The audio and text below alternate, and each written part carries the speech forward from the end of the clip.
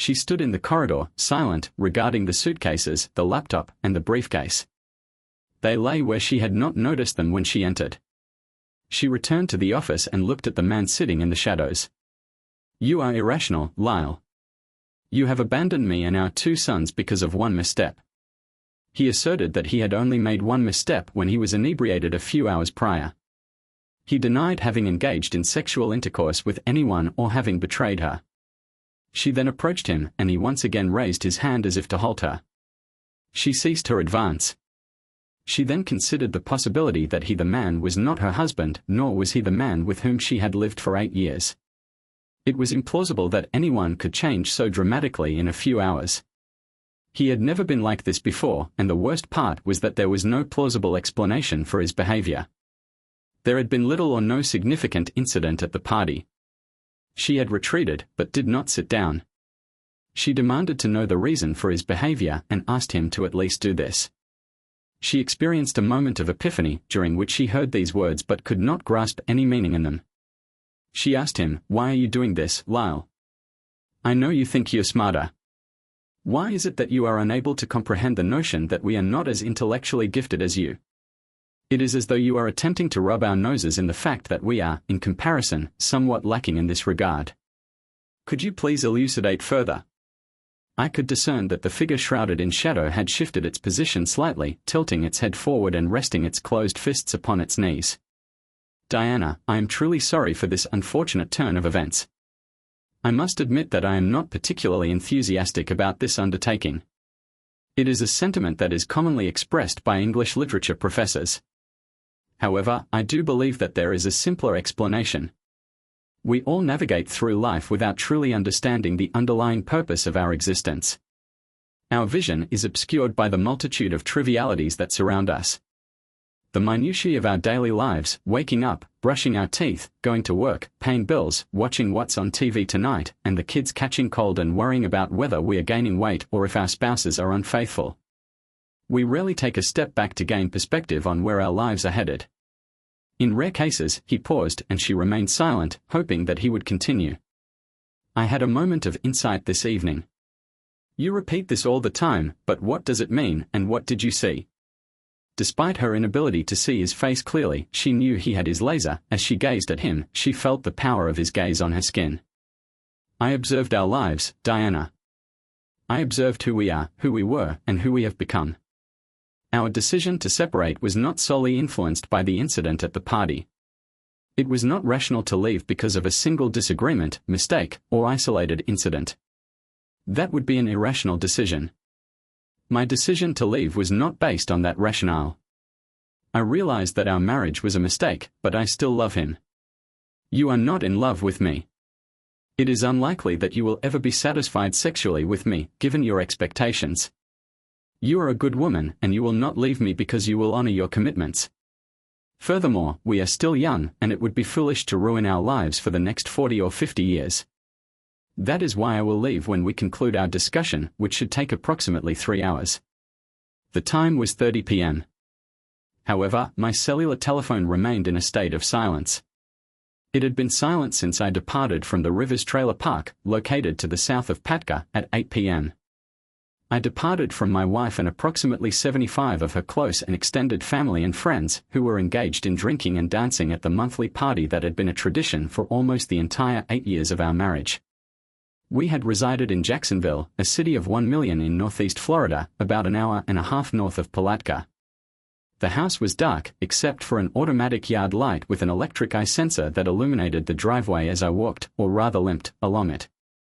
It was a boisterous evening, and I felt much older than my chronological age of 34, more like 74. However, all I had to do was sneak a 6. I proceeded to install a set of mellow lights in the house. I then proceeded to turn on the kitchen light and sit at the table where we typically ate our meals, rather than in the small dining nook where we were expected to eat. I unscrewed the top of one Michelob beer and took a long sip of the refreshingly cold beverage, allowing it to slide down my throat. I then proceeded to consume another beer.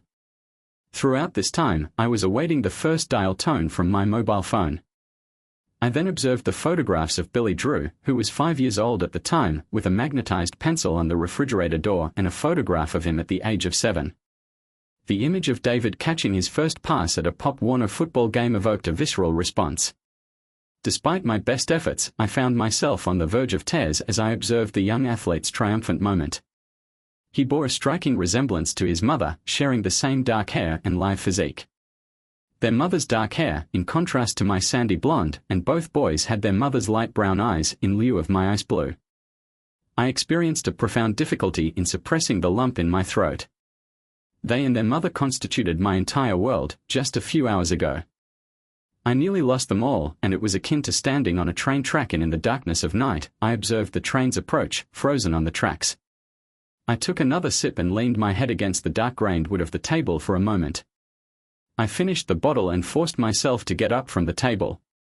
At some point, the phone would ring and eventually, the front door would open. I needed to prepare for that eventuality. I went up to the second floor to the bedroom that Diana and I had shared for 5 years since we moved to this rather expensive Mandarin area.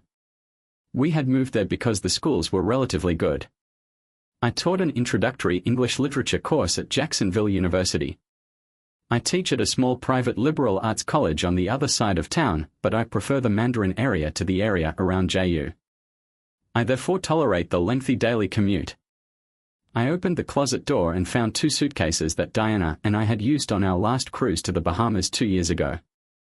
I proceeded to open the drawers and retrieve as much laundry as I could find.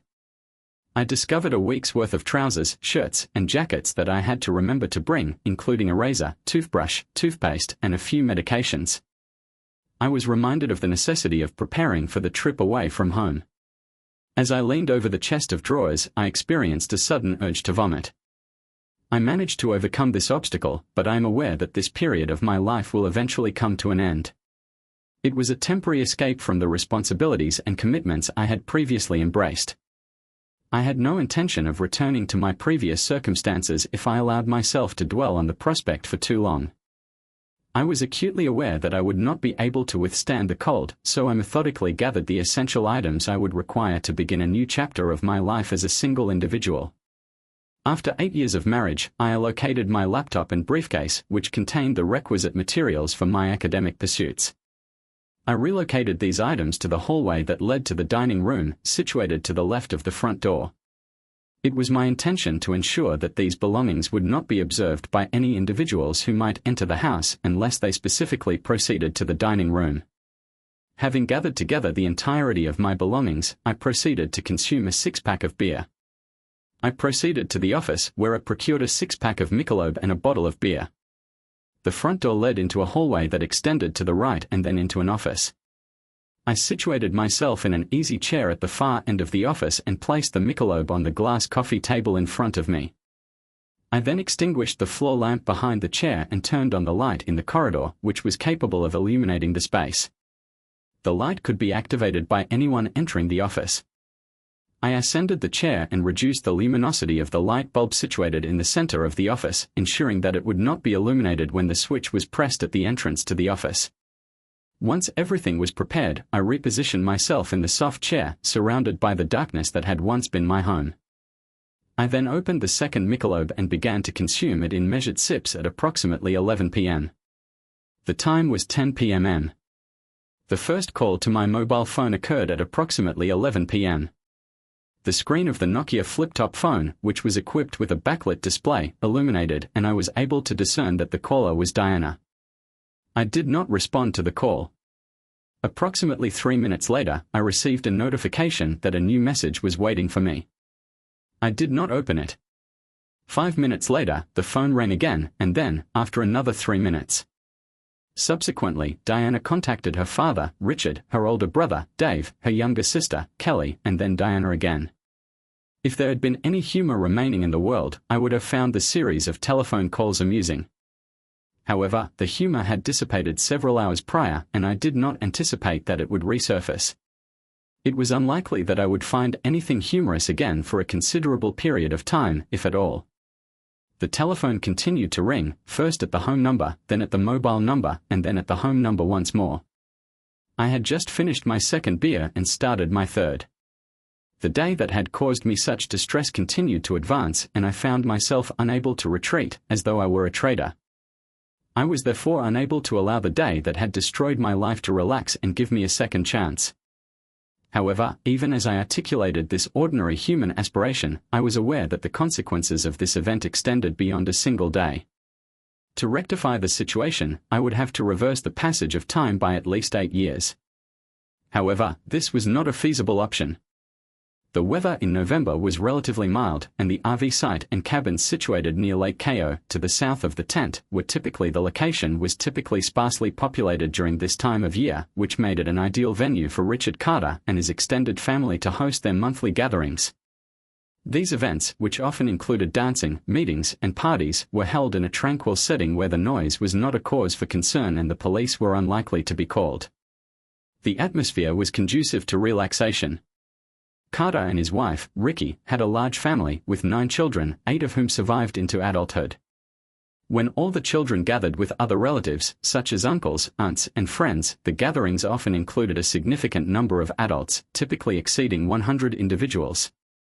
The monthly Saturday night parties featured Southern rock music, fried chicken and ribs, oysters when in season, and an assortment of beers and spirits. Diana and I did not attend every month, but we made an effort to do so as often as possible. Richard and Ricky were welcoming to me, a Yankee stranger from despite my occasional difficulties in understanding them and their ways of making a living, I was welcomed into their family. My own livelihood did not involve the sale of cars, the repair of cars, the construction of houses, the mortgaging of parking spaces, or the accumulation of wealth in the manner of the other members of the Carter clan. Instead, I found myself in the position of having to explain to them the intricacies of poetry, novels, essays, and other forms of literature that they were unlikely to have encountered before and which they were even less likely to have an interest in. Drinking usually began around at noon. The cabins, as well as a few wagons, were made available for anyone who required them for the purpose of recuperating from excessive alcohol consumption. Diana and I sent the boys to F, whose parents we trusted. We informed them that we would be back either tonight or Sunday morning. When required, we provided childcare services for the children. There was an old concrete dance pavilion that was used primarily for Carter's parties. A loudspeaker was installed. We ate and drank to some extent while people arrived and began drinking by 5 o'clock. As the evening progressed, the music grew louder and the consumption of alcohol intensified. Diana was observed traversing the premises, engaging in conversation with various individuals, while I remained at one of the tables, still laden with food, eating a few grapes. She appeared as a ghostly figure in the twilight, clad in a white dress that hugged her hips, accentuating her full buttocks and 36C breasts, which seemed to be even more prominent. Her long hair cascaded down her back. Her hair flowed down her back, and I have never seen a more beautiful woman. At these parties, I would sometimes watch her for hours on end because dancing and drinking are not my thing. I would simply stare at her, marveling that an outsider could come along and steal her away from the hordes of horny Southern admirers who desired her body and face in their beds. The combination of seductive dancing women and lustful men is not conducive to peace. One of Kelly's sisters was seen dancing with a man to a particular tune, which was of a wobbly rhythm. She proceeded to dry him in front of everyone until her husband, Billy, came out and struck him with a thunderous right cross. The situation was diffused and the 2 men shook hands. The beer continued to flow freely and within minutes, the 2 men had shaken hands. The gentleman had received a kiss from his former romantic interest and Billy and Kelly had gone in search of a secluded location to engage in sexual intercourse, a practice they typically engaged in at social gatherings. The pavilion began to fill with people, even Richard and Ricky, who were moving to the rhythm of Southern rock music. I observed that I had lost track of Diana when I saw her. My stomach sank upon seeing her slow dancing with a tall, dark-haired man. The woman, with her dark hair and dark eyes, was observed to be in the company of a man with dark hair and dark eyes, who was clothed in a cotton shirt and jeans.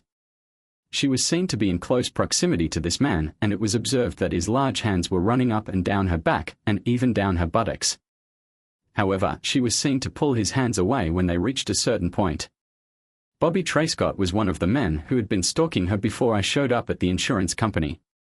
She was employed at a company where she was able to transfer my automobile insurance to her own company. For some reason, she was attracted to a stranger with an even stranger accent, and 6 months later, we were married. Bobby never accepted this decision well. He still called and sometimes visited. Diana insisted on seeing him as a friend, not an ex-boyfriend.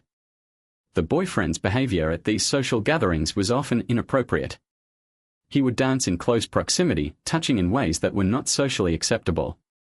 Additionally, he would often make remarks to and about me that were perceived as clever by many observers. I made my way through the gathering twilight, observing their interaction with interest. I was overcome with a sense of envy. Diana was inebriated, not to the extent of becoming incapacitated, but rather to the point of relaxation and physical proximity to Bobby.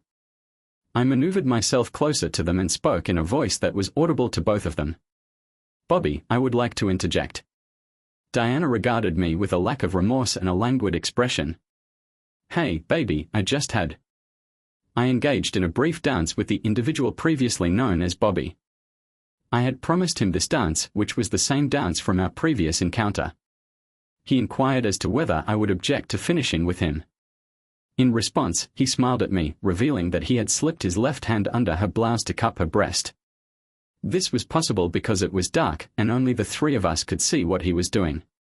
He was engaged in a sexual act with Diana, who gave him a peculiar look and then looked at me. I attempted to discern her expression, wondering if she was angry at him for what he was doing or at me for allowing it to occur. Despite my efforts to remain calm, I found myself unable to control my emotions. "Bobby, remove your hand from my wife's mouth," I demanded, my voice rising in intensity. His smile grew even wider. "Wider or what?" "Lyle." "Jesus Christ, who is this guy named Lyle? Does this sound like a little girl?" "Hey Lyle, this is so damn fun." I hesitated. "I haven't fought with my fists for 20 years. I don't care what you think about my name. Get your hands off my wife." Diana took his hand and pushed him away. He ceased his inappropriate physical contact. "Bobby, it is imperative that you maintain composure. Your behavior is akin to that of an adolescent. Lyle is my husband and he is not as discourteous as you. You persistently attempt to provoke him into a confrontation because you are confident that you will emerge victorious. This is unjust, and Lyle, I am not a juvenile. Bobby is somewhat inebriated.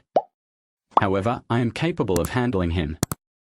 I have known him for nearly my entire life, so there is no need for a scene in order to save me. In fact, I am likely to have to save you."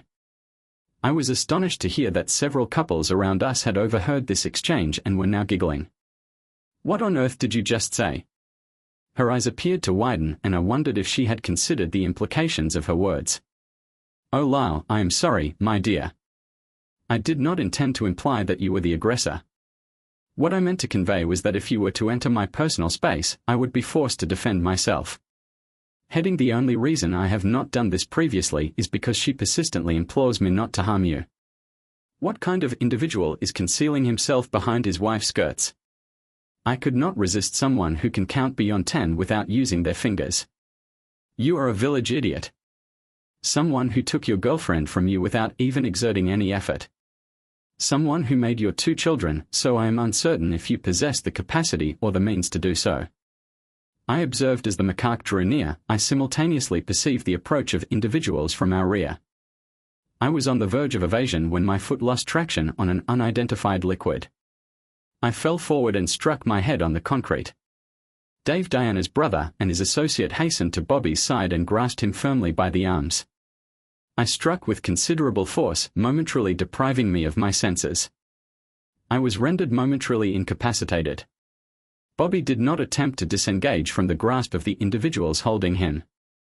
Lyle's hands were likely seeking to ascertain which individual possessed superior equipment. Diana, for instance, previously regarded Lyle's equipment as highly commendable. Moreover, I have been informed that a pencil would be more effective than the equipment Lyle currently possesses. Richard Carter approached us and stated in a firm voice, "Bobby, that is sufficient. We have permitted you to attend these gatherings because you are an esteemed acquaintance, but you have transgressed the boundaries. You must depart immediately." I gazed up at Bobby's. I observed the other individuals in the room and noted that they were smiling or attempting to conceal their smiles. I then looked at my wife's face, which was serious. I realized that she was also struggling with this situation. She appeared to find the situation amusing, but when I looked at her, she deliberately turned away from her father. "Dad," she said, No, Bobby. He just drank. She explained that her father and Lyle often argue, but that it does not mean anything. In general, I promised him this. Diana was reluctant to engage in the dance. Even Richard Carter regarded his daughter with incredulity, questioning her resolve. In the wake of Bobby's remarks about Diana's husband, she regarded me with a countenance devoid of mirth. Lyle is already an adult, father. If he is displeased with Bobby's actions, he is aware of the potential consequences. Is that not correct, my dear? I drew my arms beneath me and rose to my feet. I simply turned and walked away from my wife. Bobby laughed, and I heard the sound of giggling. I was compelled to believe that it was so. Diana was not among them, and I was disinclined to turn around to ascertain her whereabouts as I was departing the dance floor. Richard overtook me and initiated a conversation as I was leaving. I am aware that you are currently experiencing a high degree of emotional distress, but I urge you to listen to me. I am convinced that Diana harbors profound affection for you, regardless of whether you are currently willing to acknowledge this sentiment. However, it is important to recognize that women often seek reassurance from their partners that they are willing to fight for their relationship.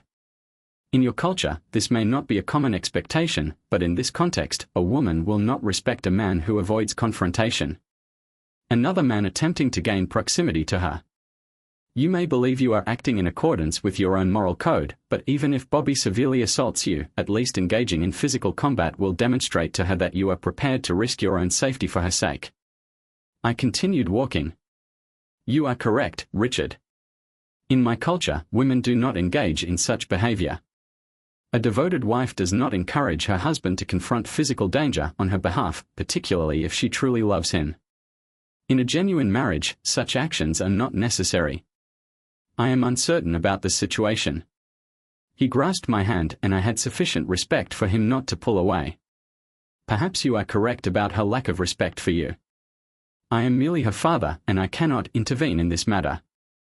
However, I can inform you that she loves you. Do not take any rash actions at this time. Instead, go somewhere, have a drink, and relax.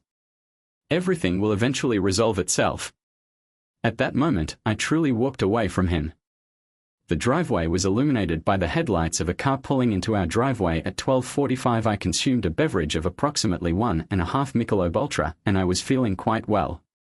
I heard the car doors in voices. I opened the window next to the chair, although it was cool in the house. However, when they parked because the driveway was sloped, even if they were whispering, it felt like they were standing next to the window, and then I would be able to hear every word. He is here, he is my older brother. Dave, I am relieved that this situation has been resolved. I recognize that you are currently sober, and I understand your frustration. However, it is important to acknowledge that your actions have consequences. It is unfortunate that your brother is in this situation, but it is not the time to engage in further conflict. It is understandable that you are upset, but it is crucial to maintain a level of decorum. Your brother is your husband, and he deserves respect. He is not a perfect individual, but he is your spouse, and you should treat him with respect. It is also important to recognize the impact of your actions on your spouse.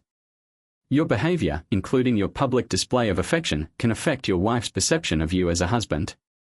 It is crucial to maintain a positive and respectful relationship with your spouse, even when you are upset. It would be unwise to remain with such a man. If I were not related to you and did not have sons of my own, I would advise you to leave him and find someone who will not embarrass you in public. I was astonished to hear Diana speak in such a way. She was always a devout churchgoer from the South. Those were the strongest words I have ever heard her utter, even in bed. It was a truly remarkable night. The front door opened, and they entered a moment later. A light came on in the corridor, and he entered the office, but it only reached the center of the room. I sat in the dark, and Dave entered the office first. Diana closed on his heels. He looked around and saw my figure sitting in the shadows in an easy chair. He just looked at me for a moment and then said, "Hi, Lyle." "Hello, Dave." There was a kind of the silence persisted. I was disinclined to be the first to initiate communication with her. Lyle, she finally said, "Diana," in a tone that was both even and dispassionate. "Are you okay?" Dave asked. Okay, thanks for asking, you bastard, she blurted out, as if she had suddenly released a pent-up emotion. I love you too, she tensed, and if Dave hadn't grabbed her hand, I believe she would have lunged at me. Her appearance was disheveled, her face flushed, and her lipstick had long since come off. Her white dress was bloody and wrinkled, and there were dirty stains on it. It was evident that the party had been hellish after I left.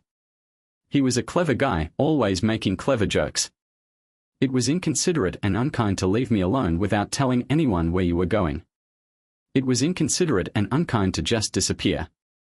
What kind of person are you? I don't know. Probably some. He was a foolish and cowardly individual, too intimidated to confront a man who was undressing his wife in front of their friends and family. She had the courage to blush, and Dave gave her a sidelong glance. They were concerned about his behavior. Dave asked, "Why didn't you answer the phone calls?" He replied, "I didn't want to talk to anyone." He then looked from Diana to me, as if contemplating his next move. "You two should discuss it." It was a lengthy evening. A rather extraordinary evening. "I'm getting too old for this." "Are you certain you're well, Lyle?" "I'm merely being polite." "Dave, I'm not fine. I'm unsure if I'll ever fully recover, but that's not your concern. Thank you for bringing Diana home.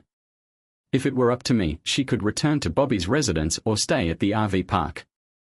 He looked at both of us again and then simply shook his head.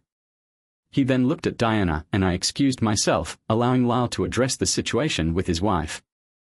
"Diane, will you accompany me?" I inquired. From their voices, I realized that they were standing near his Chevrolet Tahoe. I considered the situation and realized that, unlike most men, Dave did not attack Bobby or drink excessively. Instead, he simply left and sulked at home. We are aware that Lyle does not possess the characteristics that you have attributed to him. He is not inclined to engage in physical altercations. You were aware of this when you chose to marry him. I recall the circumstances surrounding your decision very clearly. You stated that he is not the type of individual who returns home with oil under his fingernails, has multiple children, consumes alcohol frequently, and verbally abuses you when you gain weight. You also said that he is a man who will succeed and provide for you. My children and I will remain faithful to each other and strive to achieve a good life. He is a commendable individual. You sought a superior alternative and have now become apprehensive, engaging with an unassuming individual. This suggests that if Bobby did not gain anything, he is likely to lose it. I once admired you, Diana, but now I question whether you are merely another young woman in short shorts who will divorce 4 or 5 times.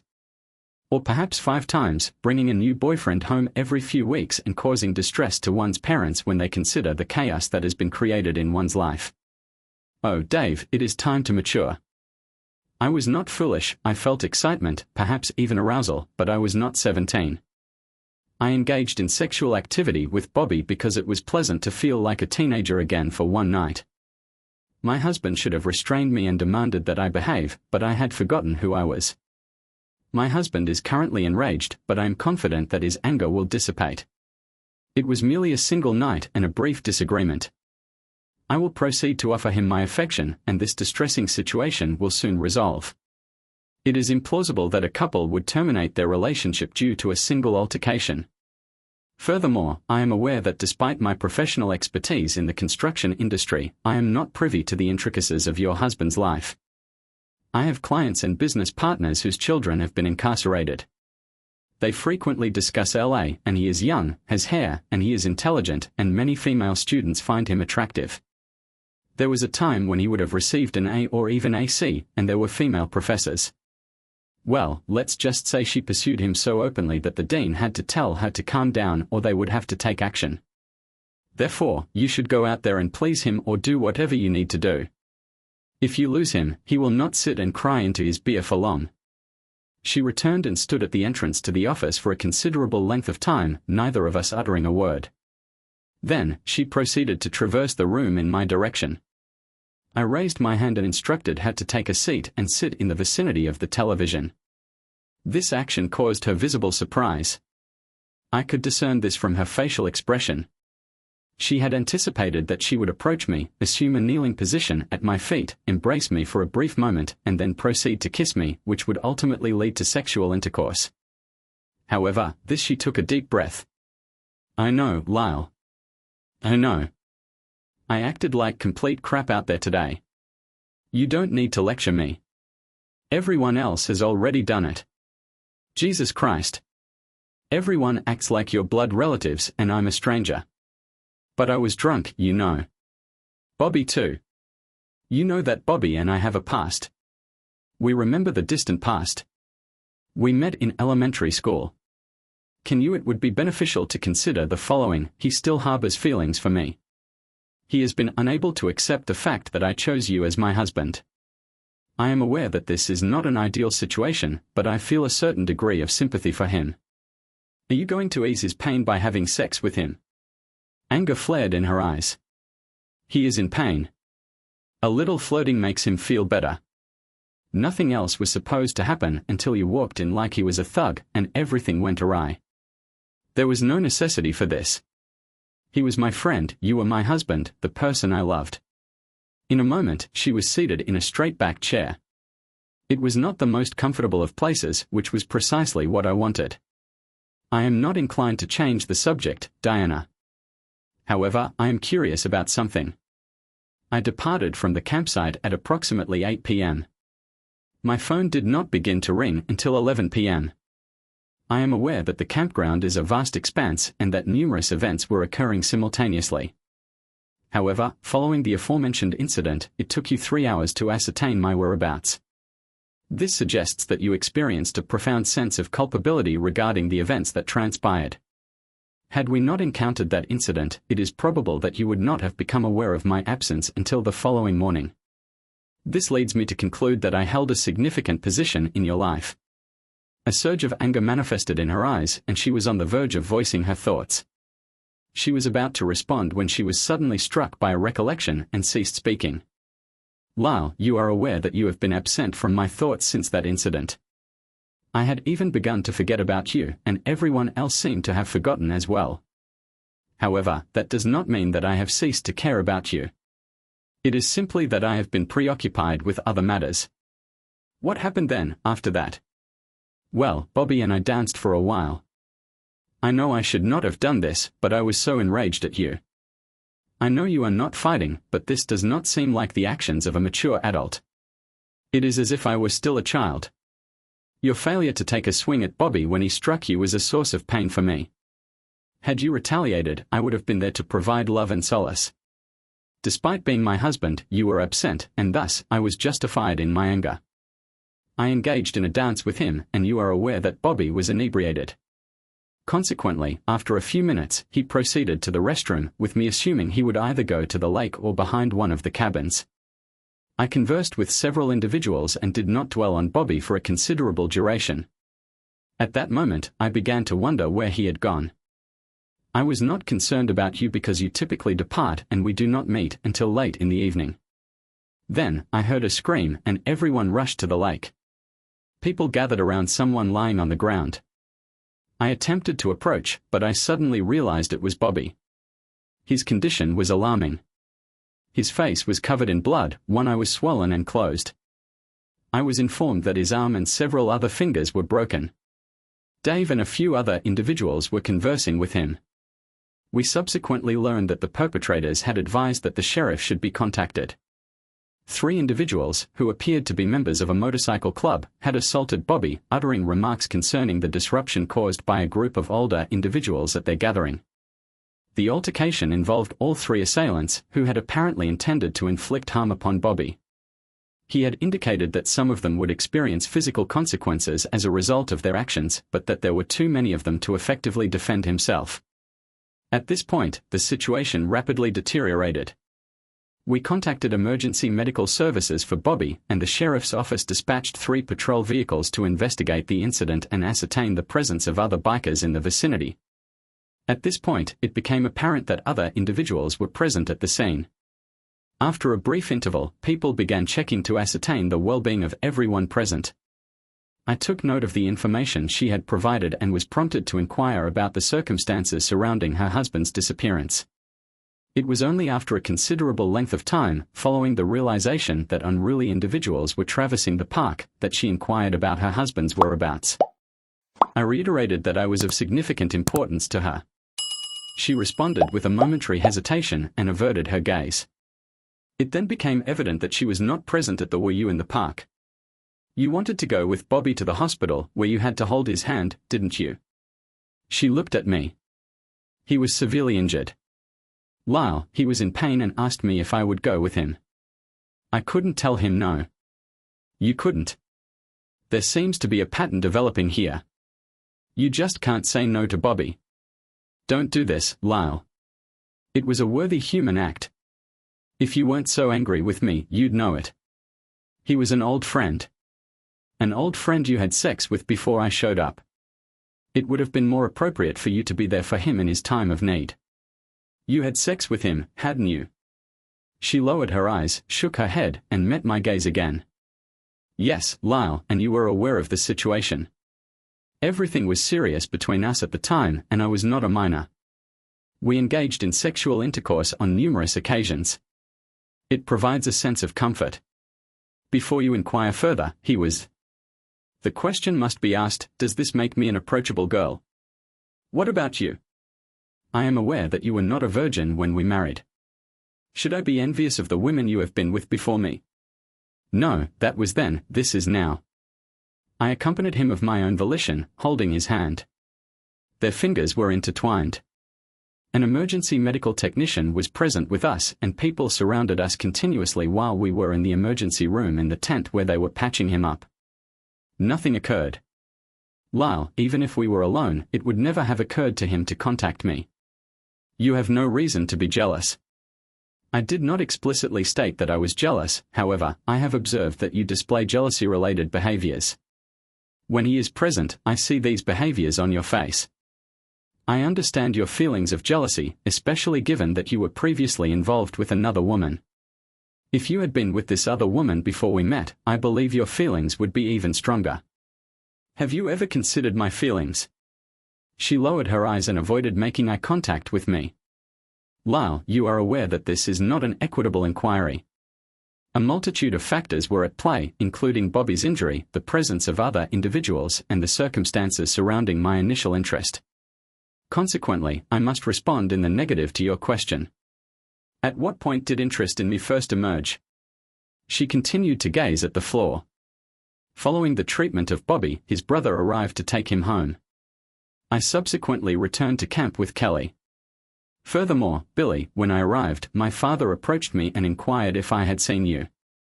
Diana, your father holds me in high regard, to the extent of recalling that I departed before your mother did. She gazed at me, and I observed tears glistening in her eyes. I implore you to persevere, Lyle. I erred, and you will inevitably suffer as a consequence. I have done more than I should have. I feel considerably worse now. I am sorry, but I am aware that my conscience is likely to torment me. It is difficult for me to say this because I did not deceive you. She simply looked at me and lowered her eyes to the floor once more. We were both silent for approximately a minute. At least we have resolved our differences, dear. She looked at. She regarded me with a puzzled expression. I explained that I had stayed behind because I wished to speak with her before I departed. She inquired as to my destination. I asked if she was no longer displeased with me. I observed her attire, which was soiled and disheveled, and thought that I had never seen anything more beautiful. I then realized that I would never see her again. I have an obligation to discuss with you before I proceed with any further action. I will secure accommodation in a modest motel until Monday, when I will arrange a more permanent residence and consult with a lawyer. I am unsure what Advocate Lyle is suggesting. Did we just have a disagreement? It is unfortunate. However, I love you. It would be unwise to abandon our relationship as a result of a single disagreement. Lila, what occurred this morning? We were in a happy state of mind.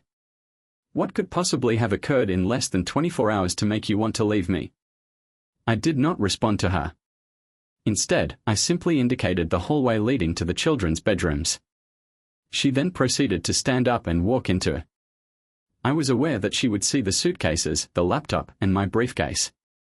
She returned to the office more and more slowly, shaking her head as if she could not believe what she saw. You are irrational. You are leaving me and our 2 sons because of one quarrel I made. One mistake I made when I was inebriated a few hours ago. He denied having engaged in sexual intercourse with anyone and asserted that he had not betrayed her. She was exhibiting signs of mental instability. When he did not answer, she advanced towards him and he raised his hand again to stop her. She retreated but did not sit down. He demanded to know why she could not at least do this. He had a moment of insight and realized that she was unaware of his intentions. In regard to the aforementioned moment of epiphany, may I inquire as to why you are engaging in such behavior, Lyle? I am aware that you consider yourself to be more intelligent than me and any other member of my family. However, why is it necessary for you to flaunt the fact that we are less intelligent than you?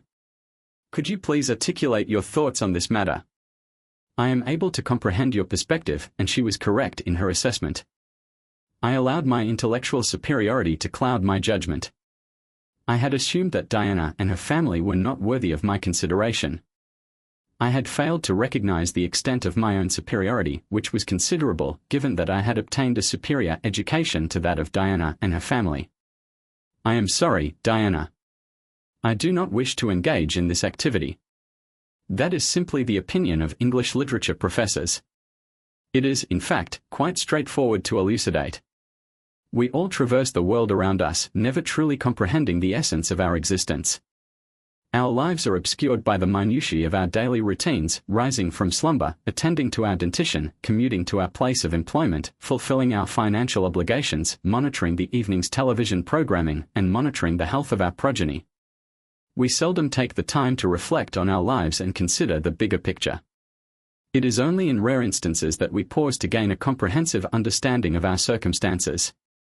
I remained silent for a while and then added, tonight, I had a moment of epiphany. You frequently reiterate this sentiment, but what does it truly signify, and what insights did you gain? I was compelled to articulate my thoughts.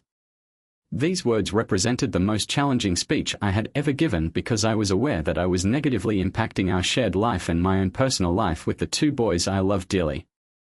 However, she deserves to understand the reasons behind my decision to leave. I observed our life together, Diana, and saw not only who we are but also who we were and who we have become. Our life together lacked depth and fulfillment. The incident at the party is a contributing factor, but it is not the sole reason for my departure. I am leaving because I have come to recognize that our marriage is not a viable long-term arrangement. I love you, but I have come to understand that you do not love me in the same way. I have come to realize that I will never be able to satisfy you sexually. It is imperative that you recognize your intrinsic goodness and refrain from abandoning me. You have demonstrated your reliability by honoring your commitments, and it is too early to jeopardize the trajectory of our lives for the next 4 or 5 decades. That is why I am departing. Upon concluding our discussion, she once again shook her head, and this time, her tears began to flow. She began to weep. I sensed that she was grieving the loss of a life that was ending just as mine was. The fact that she did not love me in the same way that I loved her did not negate the existence of love. However, this love was insufficient. How could you say such things, Lyle? How could you be so cruel? Look at me, Diana. Answer me 2 questions. If I am mistaken, I will reconsider. Her face displayed a look of fear, indicating that she had somehow discerned my intention to inquire about her fidelity. I asked her whether she had engaged in extramarital relations since our nuptials. She remained silent, and her expression conveyed the answer to my question.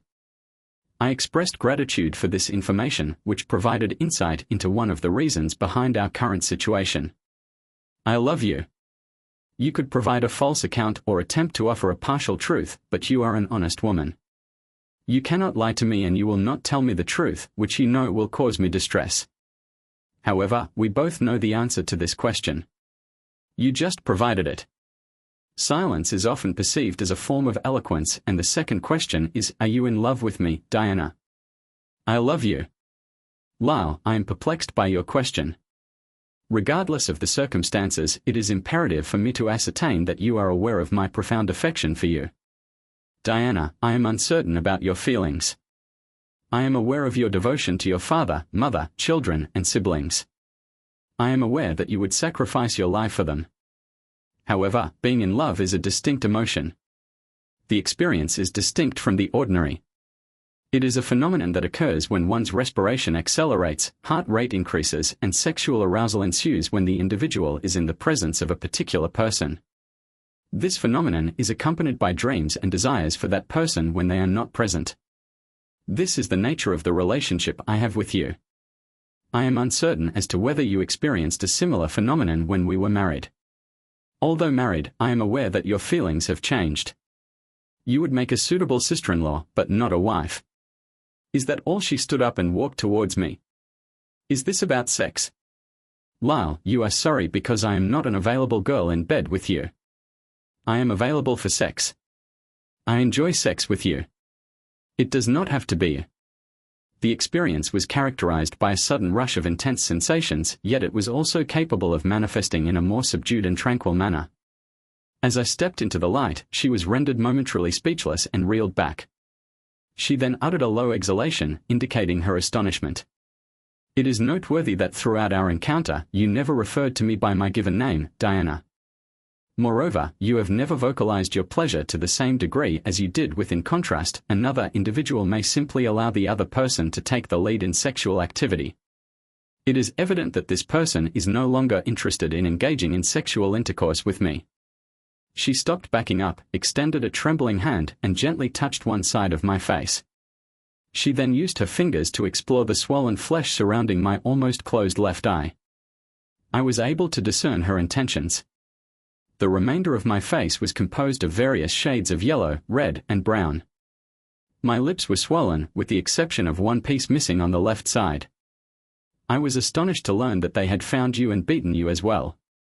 Why didn't you seek medical attention at a hospital? I attempted to smile, which, in itself, must have been a frightening experience. From Diana's facial expression, it was evident that she was processing the information presented in a way that differed from my own. I could discern that she was aware of the implications conveyed by my face.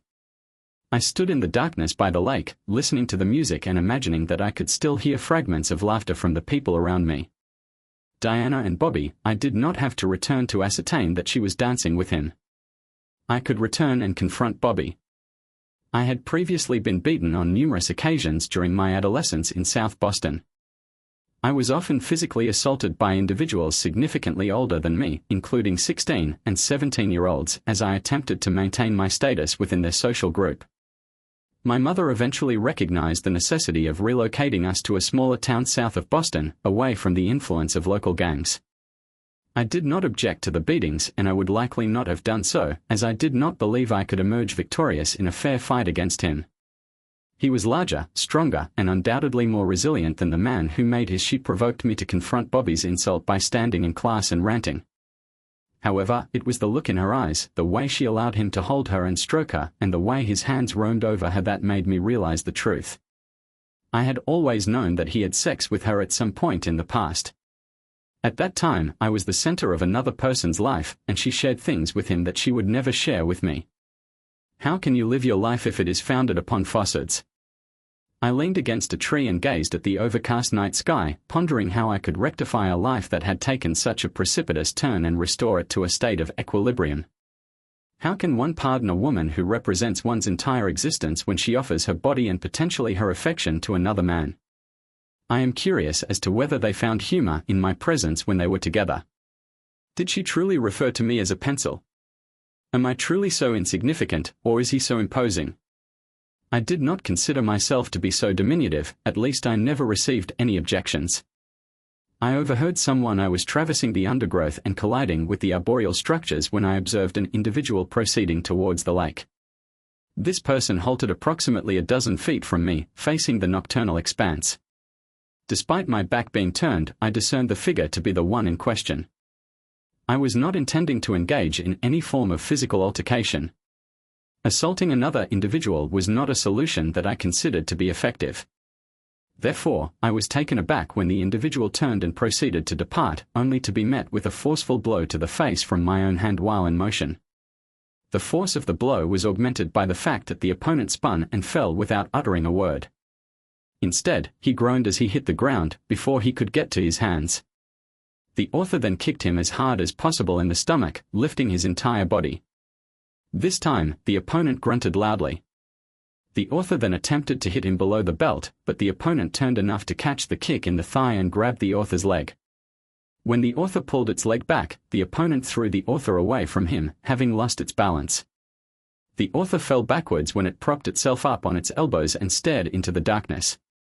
During the night, he was already on all fours. He touched his forehead with his finger, and I observed the presence of a dark and shiny object. I caused a laceration to the skin with my glancing blow, which was likely the college ring on my right hand, which had 2 diamonds held in place by small prongs. I was disappointed in myself for not anticipating this outcome. I had assumed that you lacked the capacity to act with such aggression. I had assumed incorrectly. You had the courage to attempt to strike me, but now I am going to inflict significant pain upon you. I will be accurate in my assessment of your actions, and I will inform Diana of your misdeeds. I was attempting to rise to my feet when he advanced and struck me. I fell beneath his considerable weight, attempting to free myself. He rose slightly and raised his fist. I did not observe the precise moment of impact, but the subsequent pain was intense.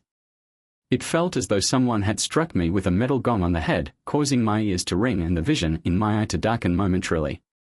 Then, I was struck in the nose and there was a sudden rush of blood, which made it difficult to breathe for a brief period. Before I could fully regain my senses, the world seemed to explode once more, and I lost sight of everything.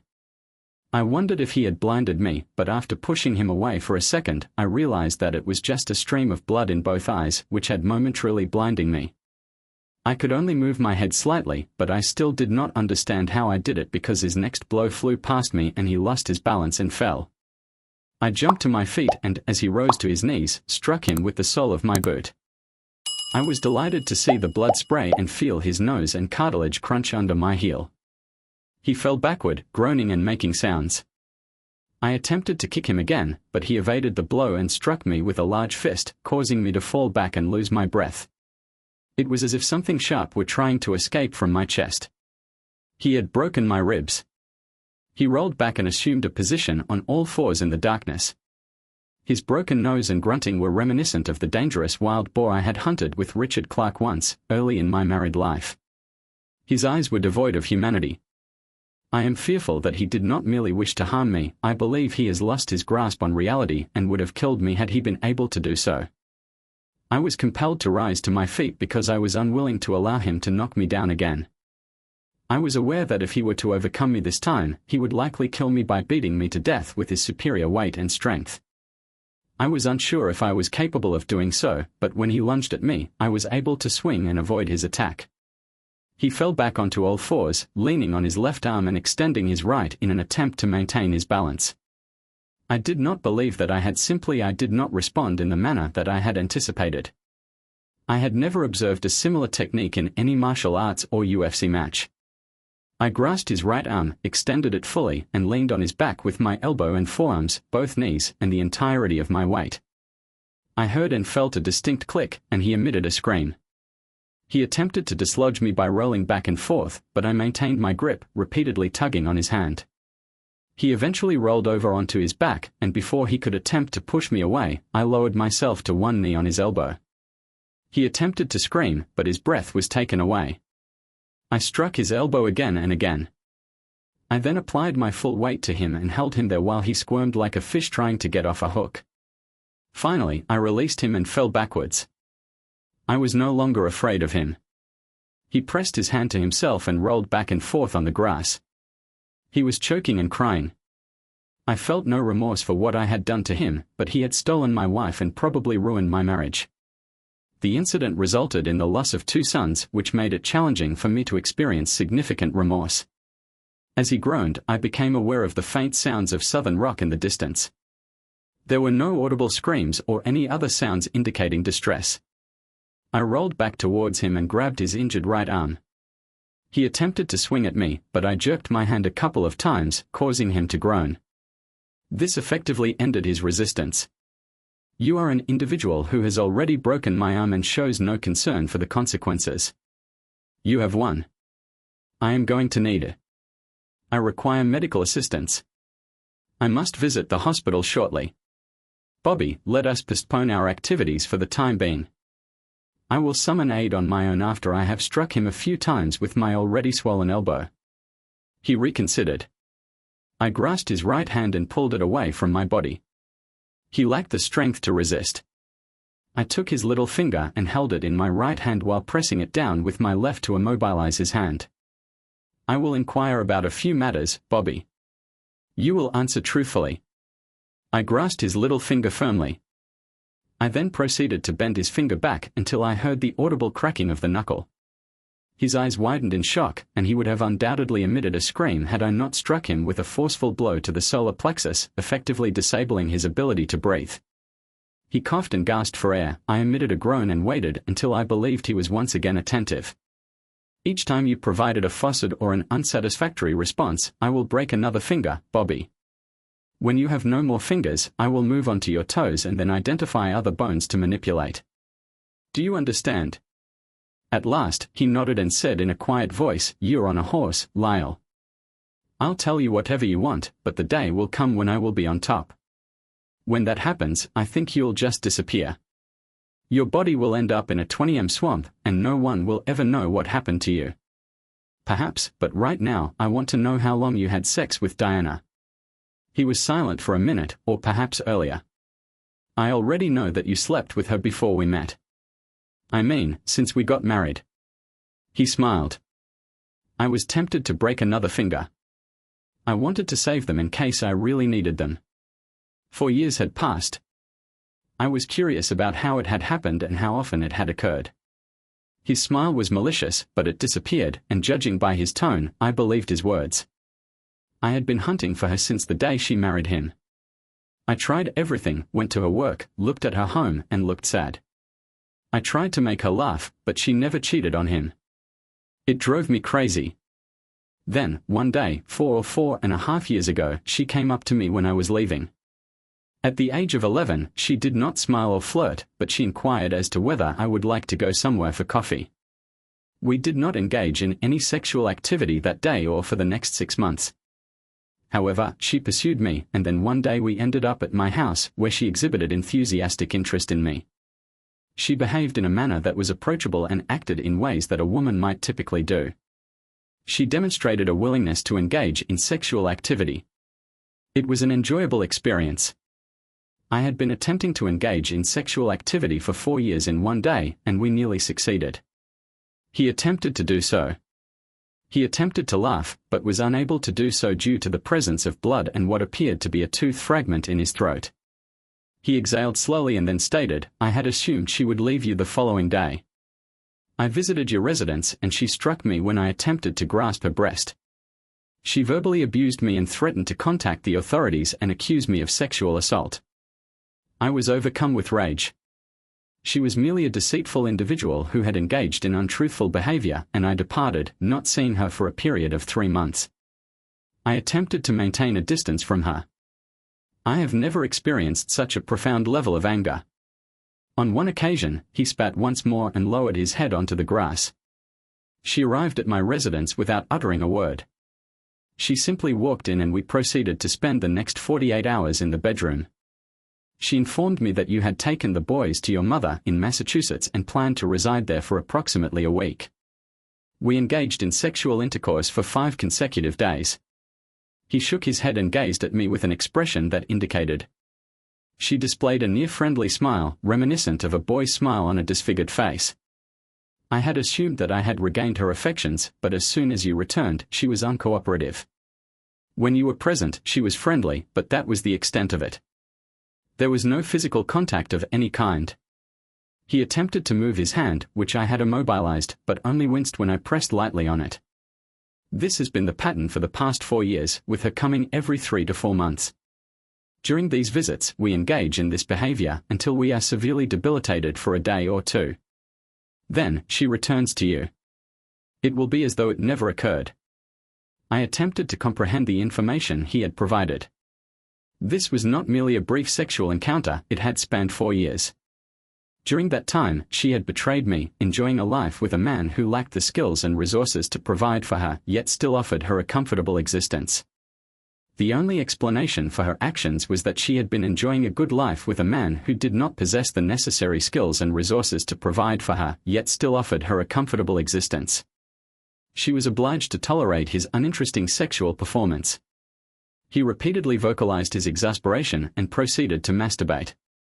However, I was able to restrain him until he ceased this activity. I apologize for this, it was not my intention to harm him. I simply momentarily lost my composure. I will kill you slowly, I had no desire to discover this information. It was akin to removing a scab from a painful wound, yet I was compelled to do so. I grasped the third finger, and he attempted to strike me in a clumsy manner before realizing that I could continue inflicting pain upon him without consequence. She remained with me due to the financial benefits, otherwise she would have departed for your exemplary dignity. He then groaned quietly and then laughed. He said, "You are foolish. Do you not understand?" Anna replied, "No, I do not understand. She never required your financial assistance. I operate a backhoe. Furthermore, she informed me that she earns a similar income to yours. It is evident that Richard and Ricky devised a plan to divide their wealth before their demise in a few years. She will be in a position to purchase and sell you. It is evident that you lack comprehension of the concept of prize money. Consequently, you are unable to fathom her affection for you. It is perplexing that you do not grasp this concept. She has a stronger attachment to me, which is why she engages in sexual intercourse with you. It is astonishing that you are unable to comprehend the nuances of human relationships. She receives more gratification from her sexual partner than she ever did from you. She once confided in me that she can fall asleep. During sexual intercourse, she experiences a heightened level of excitement. Despite her attempts to remain faithful, she eventually becomes so aroused that, despite her protests, she reaches orgasm. During our courtship, she was the most sexually adventurous woman I had ever encountered. You have effectively rendered her passive."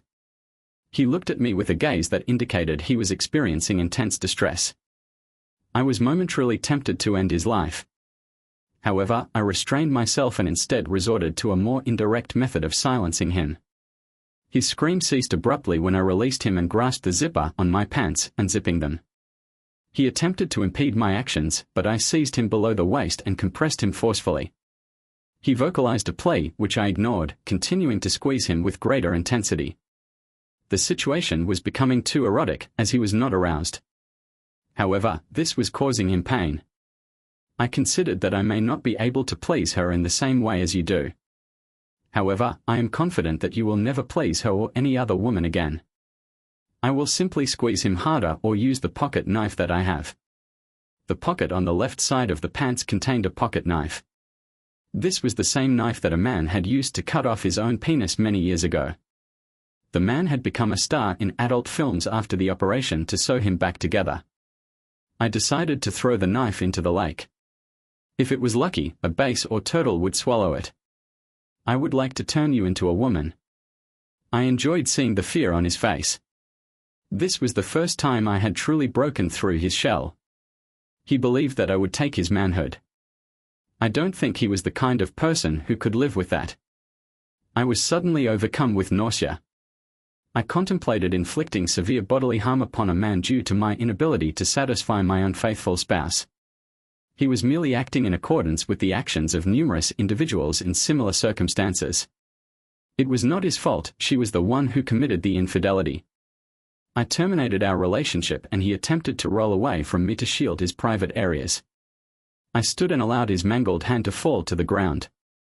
I then turned to walk away from him, but he called out, "You think I'm the villain? I'm the one who stole your wife and destroyed your idyllic marriage." I didn't look back, but it appeared as though he was crying. "You've ruined everything," She had intended to marry me, as she had previously indicated. She was going to do so, and she had planned to make her 2 sons my responsibility. She had loved me, or at least she had indicated that she loved me. We had been together since elementary school, and we had been quite compatible. We were similar in many ways, and we had enjoyed a strong physical attraction. We had been happy together, but then you appeared on the scene with your attractive appearance and your ability to engage in intellectual discourse. You were able to present her with ideas that she had never considered before, and you convinced her that you were the ideal partner for her. I looked at him again, and I realized that he was a foolish individual. He had convinced her that he was the best thing that had ever happened to her. He had simply I could never accept that I had taken her away from you. You are undoubtedly a clever man, and it is evident that your actions have brought her immense happiness and joy. She attempted to maintain a relationship with you and to remain in a marriage that was ultimately detrimental to her well-being. I lost the woman I deeply loved and should have had. I had to clandestinely enter her home to observe her returning from social gatherings with you. You, unfortunately, will always be regarded as the second choice in my affections. Each time you engage in sexual intercourse with her, you will be aware that she is no longer mine. The dreams of me, I posit, would be untenable for me, but a person of lesser fortitude might even find them appealing. She regarded me silently. I hypothesized that he was reluctant to acknowledge that a single pencil could have such a profound impact on him, and thus devised this narrative about malevolent bikers. This is why he chose to divulge his secrets to me. Diana, and I believe him. Individuals do not typically engage in deceit when they inflict physical harm. Oh my God. 4 years. 4 years, and he compelled you to scream with each encounter. Was he truly that much larger than I? Tears streamed down her face, obscuring the stains. I was incredulous. I experienced a conflicted emotional state regarding her. While a part of me harbored negative sentiments, another aspect of my identity still held a degree of affection for her. The prospect of a child was not a significant factor in my emotional response. However, the difficulty in articulating this complex emotional state is noteworthy. This phenomenon has persisted since our initial encounter. I have not experienced a similar effect from any other individual. It was as if I had been the sensation was akin to being electrocuted. While this may not be an entirely accurate description, it is the closest I can come to articulating the experience. I postulate that had I disclosed this information to you, you might have reacted with indifference, as though I had failed to arouse your interest to the same degree as this other individual. In light of this, I am inclined to suggest that we explore alternative avenues, such as the use of toys or even pharmaceuticals. However, I am uncertain as to how I could possibly convey this information to you. The man I loved was the one who made sex great for me, but with you, it was just good. I was aware that you would never be able to accept this, as no human ego can. Therefore, I am perplexed as to why you did not leave me. While he was undoubtedly wonderful, the sex was wonderful with him. I love you. I reached out and touched her cheek, wiping away a tear. I am aware that you are not in love with me, but I believe that you love me and our marriage. However, I left her with a big Ford Escort as I walked around her and began moving luggage and a laptop into our family satin. It took me 3 attempts to complete the task, but I eventually succeeded and returned to the house. She did not move from her position. She extended her arms as if to grasp me, but they remained suspended in the air. I am not interested in this child. I am unsure how to proceed, but I believe there must be a way to rectify the situation. However, I then leaned down to kiss her and tasted her tears. Our marriage has ended. I want to maintain contact with the boys and remain involved in their lives, but our relationship is irreparably damaged because you hate me. I looked into her eyes, which were bright and sparkling. I said, I love you, and explained that my feelings for her were the reason why. It is challenging, but it is not possible to infuse a lifeless body with vitality. We could seek the counsel of a psychologist or a sex therapist, but we are unwilling to do so because, at our core, you no longer desire to be my wife. I believe that you do not believe that we can salvage our marriage. You have demonstrated this through your silence. As I previously stated, silence can be more eloquent than words. I am aware that you do not genuinely wish to save our marriage. Since I informed you of my intention to leave, you have never expressed 2 specific sentiments that would indicate your continued desire for me. These would have been: the initial response I would have provided to you was never verbalized. Instead, we gazed at each other, and her eyes conveyed a clear question. You never explicitly stated, do not leave, or please do not leave. When she finally realized my intentions, she fell to her knees and covered her face with her hands. She wept when I departed. Subscribe to our channel to avoid infidelity and proceed to listen to the subsequent narrative, which is more impactful than the previous one. If you are under the age of 18, abstain from listening to the next story.